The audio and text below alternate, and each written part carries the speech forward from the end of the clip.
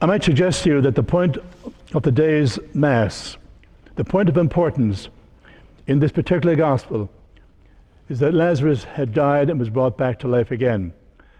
Now, whether this is good or bad is not the question. It really doesn't matter, really, for everyone is important in God's eyes. Lazarus' condition in the tomb equals our situation before baptism. A dead person cannot do anything for himself. Before baptism, you and I are spiritually dead. God took the initiative and gave you and me spiritual life. The second reading from St. Paul in his letter to the Romans. If anyone does not have the Spirit of Christ, he does not belong to Christ. In other words, what Paul is saying, the Spirit comes in baptism. Now let's look at last Sunday's Gospel, the Samaritan woman at the well. Our divine Lord entered her life and gave her the water of everlasting life. Likewise, in last week's Gospel, the blind man who was physically blind was cured, but it reminds us of the fact that even though we might be clinically blind, many of us are spiritually blind. And today in Christ, in this particular situation, Christ again takes the initiative. Christ takes the initiative with us also in bringing you and me from death to life. Baptism gives hope. I'm reminded of Carson McCullers. Maybe some of you may remember her.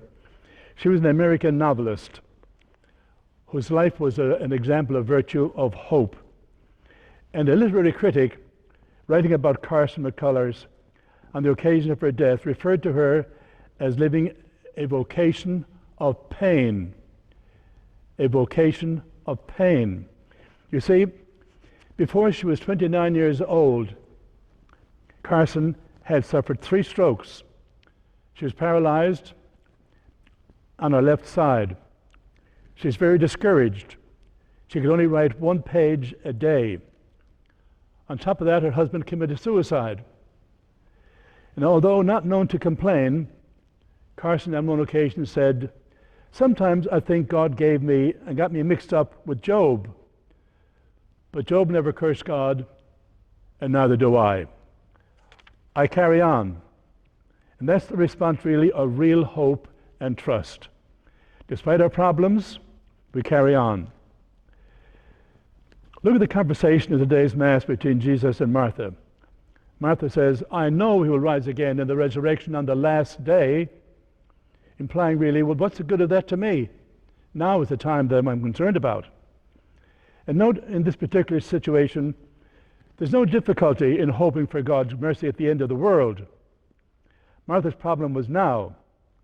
Maybe the same thing applies to us also. God has broken into our lives a sufficient number of times to prove that he loves us. Why are there not better proofs of our response in hope and trust? Why do we not have more confidence in our prayer? Why do we not have more trust in God's mercy? Those are the questions that come to us today from today's readings. So therefore I suggest to you a reflection on today's readings should encourage us to have faith and trust in the meaning and significance of our baptism, and encourage us to pray sincerely the words of the responsorial psalm of today's Mass. With the Lord there is mercy and fullness of redemption. With the Lord there is mercy and fullness of redemption.